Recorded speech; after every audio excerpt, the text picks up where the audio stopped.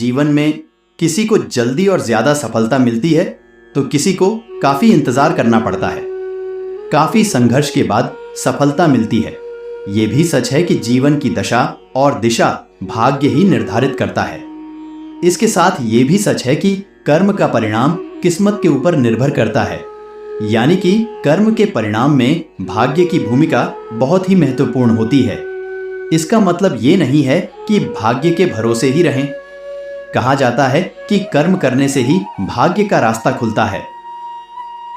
कर्मण्येवाधिकारस्ते मां फलेषु कदाचन, अर्थात तेरा कर्म करने में अधिकार है, उसके फलों में नहीं। इसलिए तू फल की दृष्टि से कर्म मत कर और न ही ऐसा सोच कि फल की आशा के बिना कर्म क्यों करूं। जब तुम कर्म करते हो तो उसे कर्म के लिए ही करो, फल के लिए नहीं। तुम्हारा ध्यान केवल कर्म पर होना चाहिए, न कि फल पर। तो चलिए कर्म और भाग्य पर आधारित मैं महाभारत का एक किस्सा सुनाता हूं, जिसको सुनने मात्र से आपका जीवन बदल जाएगा।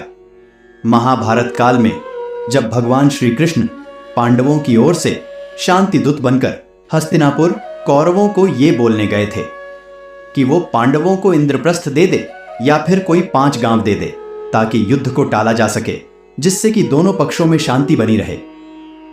जब भगवान कृष्ण ने वहां पर ऐसा कहा तो दुर्योधन बोला, मैं उन पांडवों को 5 गांव तो क्या, सुई की नोक जितनी भूमि भी नहीं दूंगा। इस पर श्री कृष्ण बोले, हे दुर्योधन, अपनी माता श्री शिव भक्तिनी गांधारी को अपने शव पर विलाप करने के लिए क्यों आमंत्रित कर रहे हो। श्री कृष्ण के मुख से ऐसे शब्द सुनकर दुर्योधन क्रोध में आ जाता है और अपने सैनिकों को आदेश देता है, सैनिकों इस ग्वाले को बंदी बना लो। तब भगवान श्री कृष्ण ने सभागृह में अपना विराट स्वरूप दिखाया तो उस सभागृह में उपस्थित सभी आश्चर्यचकित रह गए और नतमस्तक हो गए। भगवान श्री कृष्ण को बंदी बनाना इतना आसान थोड़ी है। श्री कृष्ण चेतावनी देकर चले गए और इधर धृतराष्ट्र को इस बात की चिंता हो रही थी कि अब क्या होगा। तो दुर्योधन बोला, अब तो युद्ध होगा। तब धृतराष्ट्र ने अपने ज्योतिषी को बुलवाया और पूछा कि हे ब्राह्मण, बताओ क्या करे।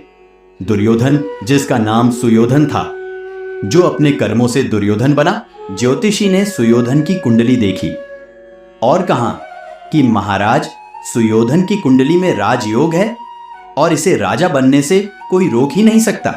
आप चिंता ना करें, युद्ध करें। और उस एक ज्योतिषी के कहने पर धृतराष्ट्र ने युद्ध करने का ठान लिया और उन्हें यह विश्वास हो गया कि मेरा सुयोधन ही राजा बनेगा। जब युद्ध शुरू हुआ तो पहले ही 3 दिन में काफी कौरव मारे गए। तो धृतराष्ट्र ने फिर उस ज्योतिषी को बुलवाया और कहा कि ये क्या हो रहा है, तुम तो कह रहे थे कि सुयोधन ही राजा बनेगा, लेकिन यह पांडव तो भारी पड़ रहे हैं। तो ज्योतिषी ने कहा, महाराज, परिणाम तो आने दीजिए, अभी तो युद्ध शुरू हुआ है। मैंने परिणाम की बात की है और परिणाम यह है कि सुयोधन की कुंडली में राजयोग है, वो राजा बनेगा ही बनेगा। 18 दिन के इस भीषण संग्राम के जब 10 दिन हो गए तो महाराज धृतराष्ट्र घबरा गए, क्योंकि बहुत कौरव मारे जा चुके थे। तो धृतराष्ट्र ने उस ज्योतिषी को फिर बुलवाया और ज्योतिषी को कहा कि ये हो क्या रहा है, परिणाम तो आ ही जाएगा पर मन बहुत घबरा रहा है। तो पता है ज्योतिषी ने क्या कहा? ज्योतिषी ने कहा कि वहां कोई है जिसने नक्षत्रों की दिशाएं बदल डाली है, कोई है वहां जो समय और परिधि से परे है, कोई तो है वहां। तो विदुर ने कहा, वहां पर प्रभु श्री कृष्ण है।